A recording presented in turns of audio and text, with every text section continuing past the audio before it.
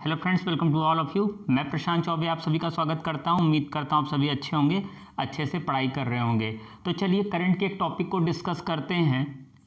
तो करंट के टॉपिक को डिस्कस करने से पहले ये बताना चाहूँगा कि कल हमने डिस्कस किया था अम्फान के बारे में, सुपर साइक्लोन जो अम्फान है उसके बारे में, कि साइक्लोन जो आया है जो उड़ीसा और वेस्ट बंगाल को जो है काफ़ी अलर्ट किया गया है, जो बंगाल की खाड़ी में उठा है। तो इसके पीछे के क्या कारण है और इसको हमने कल समझा था।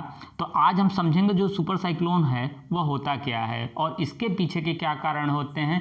एकदम वैज्ञानिक तरीकों से समझेंगे कि क्या कारण होते हैं। तो थोड़ा सा वीडियो लंबा हो जाएगा, तो इसके पीछे घबराइएगा मत, एक एक पॉइंट वाइज मैं आपको समझा दूंगा। तो सबसे पहले देखिए, ये थोड़ा सा पिक है वहाँ की कि किस प्रकार से ये जो है तूफान जो है काफ़ी नुकसान पहुँचा रहा है और सुपर जो साइक्लोन है वह होता क्या है, तो इस पूरे होल वीडियो में हम समझेंगे। तो चलिए पहले ANI का एक ट्वीट देख लें। तो उसमें यह कह रहे हैं कि जो वेस्ट बंगाल की जो में है कलकत्ता, वहाँ पर जो है वाटर लॉक्ड हो गई है, घरों को काफ़ी नुकसान पहुँचा है, काफ़ी हैवी रेन हो रही है अम्फान के कारण जो है। और जो वेस्ट बंगाल और बांग्लादेश है वहाँ पर जो दीघा और हतिया आइलैंड है वहाँ पर जो है 4:30 बजे जो है ये करीब आया है। ठीक है, तो चलिए ये तो ट्वीट हो गई और ये देखिए किस प्रकार से और नुकसान पहुंचा है, वहाँ की पिक है ये। चलिए ये पूरा एक ग्राफिक है, देखिए किस प्रकार से ये जो है सुपर साइक्लोन जो है वह बन रहा है बंगाल की खाड़ी में। तो ये ऐसे ही ये आपकी जो है मौसम विज्ञान के द्वारा जो इमेज जारी की जाती है उसकी पिक है। और ये देखिए ये सैटेलाइट इमेज है वहाँ की। तो चलिए आइए थोड़ा सा देखते हैं कि सुपर साइक्लोन होता क्या है, कि आखिर ये चर्चा में क्यों बना हुआ है। तो मौसम विज्ञान विभाग के अनुसार जो है चक्रवाती तूफान बंगाल की खाड़ी का सामान्य से अधिक तापमान के कारण अत्यधिक गंभीर चक्रवाती तूफान का रूप ले लिया है। यहाँ मैंने ले सकता है लिखा है, लेकिन उसने ले लिया है क्योंकि अब वो तूफान आ चुका है और दीघा और जो है वहाँ पर आके ये टकरा भी चुका है। तो चलिए बाकी जो इसके इम्पोर्टेंस फैक्ट हैं उसको हम थोड़ा सा देखते हैं कि सुपर साइक्लोन अम्फान जो पश्चिम बंगाल की ओर बढ़ रहा है, साल 1999 के सुपर साइक्लोन के बाद बंगाल की खाड़ी में आया सबसे बड़ा चक्रवात है। तो ये इसके एक पॉइंट हुआ।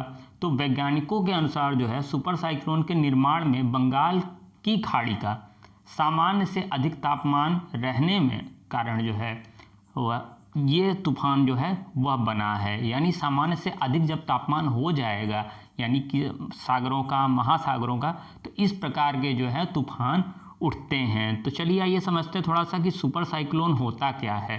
ठीक है, तो तूफान जो है जिनका निर्माण बहुत तेज़ी से होता है और जिनकी वायु की गति अत्यंत गंभीर चक्रवाती तूफान की वायु गति से बहुत अधिक हो जाती है, वह सुपर साइक्लोन माने जाते हैं। तो इसमें मैंने बॉक्स इन्फॉर्मेशन में चीज़ें लिख भी दी हैं, बता भी दी हैं कि तूफान जिनका निर्माण बहुत तेज़ी से होता है और जिनकी वायु की गति अत्यंत गंभीर चक्रवाती तूफान की वायु गति से बहुत अधिक हो जाती है, वो सुपर साइक्लोन कहलाते हैं।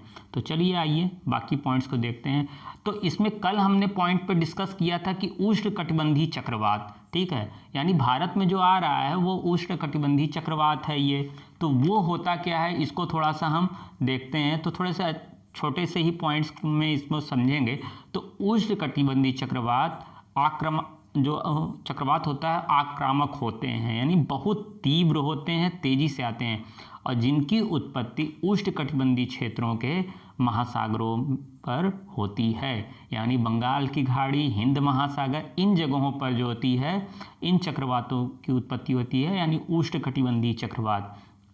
और ये तटीय क्षेत्रों की तरफ तेज़ी से बढ़ते हैं, यानी गतिमान होते हैं, यानी बहुत तेज़ी से ये जो है उसकी तरफ आते हैं। तो दो चीज़ें समझा हमने, सुपर साइक्लोन क्या होता है और उष्णकटिबंधीय चक्रवात क्या होता है, यानी उष्णकटिबंधीय क्षेत्रों के जो महासागर हैं, सागर है, वहाँ पर उठने वाला चक्रवात। तो चलिए आइए नेक्स्ट पॉइंट को देखते हैं कि क्या होता है उष्णकटिबंधीय चक्रवात निर्माण की स्थितियाँ क्या होती हैं। अब कोई तो कारण बनता होगा जिसके वजह से जो है यह जो है चक्रवात उठता है।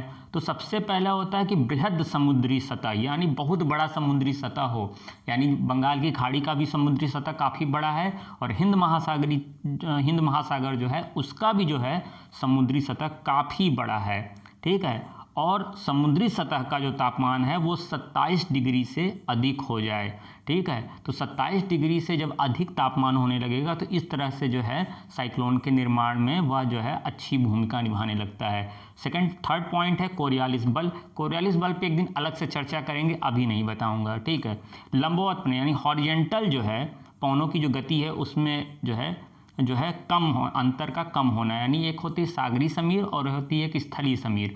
इन दोनों की स्थिति में जब जो है अंतर होने लगे और निम्न दबाव का क्षेत्र, ये सारी परिस्थितियां जो होती हैं उष्णकटिबंधीय चक्रवात के निर्माण में सहायता प्रदान करती हैं और इसी प्रकार से जो है बहुत बड़े बड़े चक्रवात जो हैं वह आ जाते हैं।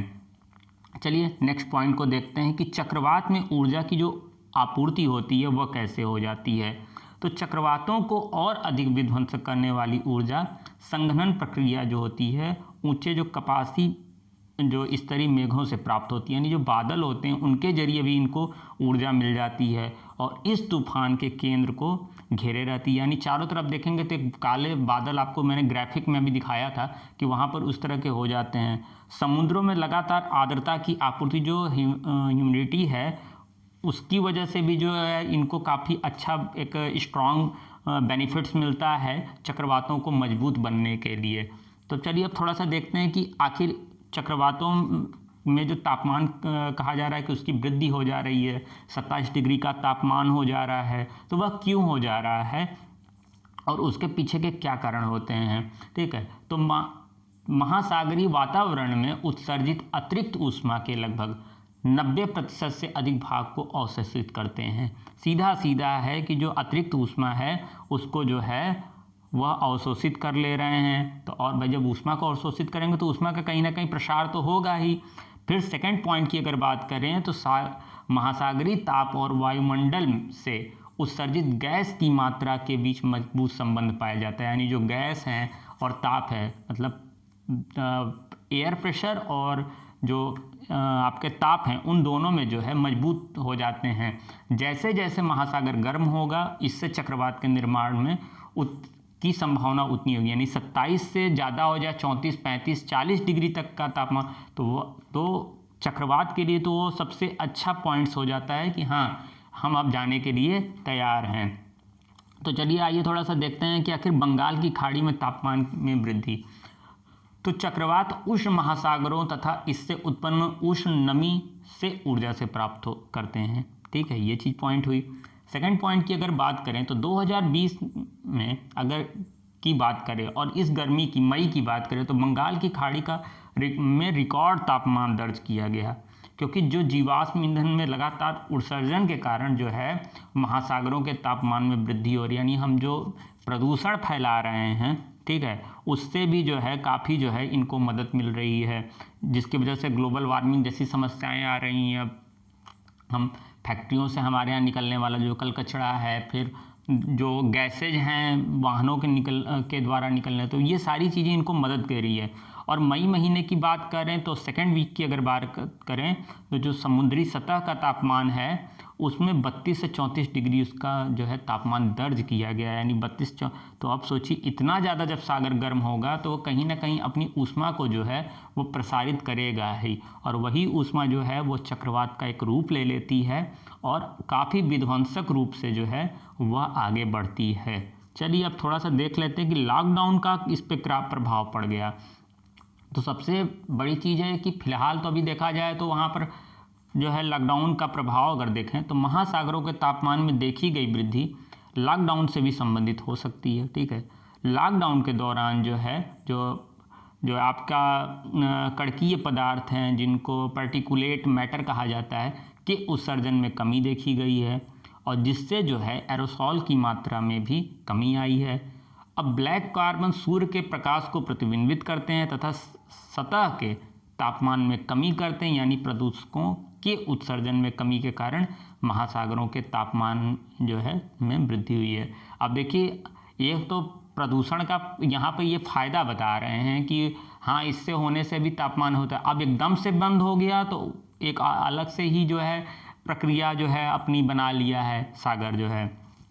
सेकंड पॉइंट की अगर बात करें तो इंडो जो है गंगेरी मैदान है, यानी जो गंगा का मैदान है, ठीक है, में प्रदूषक जो है बंगाल की खाड़ी में पहुंचते हैं, यानी नदियों के जरिए जो है वह प्रदूषक पहुंचते हैं तथा बंगाल की खाड़ी में बादल प्रक्रिया को प्रभावित करते हैं, क्योंकि वहाँ सागरों और महासागरों के जरिए ही बादल की प्रक्रिया बनती है, ठीक है। और इस प्रकार बंगाल की खाड़ी में कम बादल निर्माण तथा अधिक तापमान ने चक्रवात निर्माण को प्रभावित किया है। तो यानी कुल मिला के जो है यहाँ से भी जो है लॉकडाउन के कारण भी जो है काफ़ी सारी स्थितियाँ जो है ऐसी बन गई कि इस तरह के चक्रवात के निर्माण में सहायता मिलने लगी। चलिए आइए थोड़ा सा देखते हैं कि आईपीसीसी की रिपोर्ट क्या है। तो जलवायु परिवर्तन को लेकर आईपीसीसी की हर साल रिपोर्ट जारी होती है।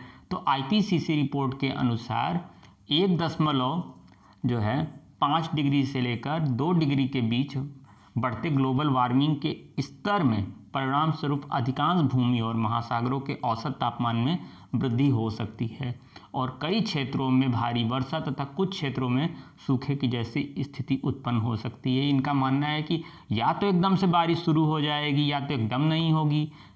जिन जगहों पर ठंडी नहीं पड़ती थी वहाँ पर ठंडी पड़ने लगेगी अचानक से। तो ये तो आईपीसीसी के सेकंड पॉइंट की अगर बात करें तो महासागरों के तापमान में जो है वृद्धि होने से संपूर्ण जलवायु तंत्र प्रभावित होगा। अब सोचिए महासागरों का तापमान 37 से 40 डिग्री के करीब जा रहा है जो है। अब ये अचानक इतना ज़्यादा हो जाए कि 37 डिग्री तापमान हो जा रहा है तो भाई नुकसानदायक तो है ही है। तो ये सभी देशों को महासागरों के संरक्षण आपदा प्रबंधन पर विशेष जो है पहल करने की आवश्यकता है। आईपीसीसी का ये कहना है कि आप इस पे जो है एक अपने आपदा प्रबंधन पर विशेष ध्यान दीजिए, क्योंकि महासागरों का जो है जल हम तेज़ी से बढ़ रहा है। तो धीरे धीरे ऐसा ना हो जाए कि कई देश उसमें तो महासागरों के जल बढ़ने के कारण डूब जाए। जो टापू टाइप के देश हैं वो तो डूब ही जाएंगे बिल्कुल। तो कुल मिला के ये है कि एक अलर्ट इन्होंने जारी किया है कि हाँ ये चीज़ है। और अम्फान जैसी चीज़ें ये बताती हैं कि हाँ जो है हमें डिजास्टर मैनेजमेंट की तरफ कितने काम करने की आवश्यकता है। और कई क्षेत्रों में जो है अभी तो मान लीजिए ऐसा था कि हमने इस पे अच्छे से जो है नियंत्रण पाया और समय रहते जो है सही स्थानों पर लोगों को पहुंचा दिया। तो उम्मीद करते हैं आपको चीज़ें अच्छी लगी होंगी, अच्छे से समझ में आई होंगी। तो अभी के लिए धन्यवाद, नमस्कार, मिलते हैं एक नए टॉपिक के साथ। जय हिंद।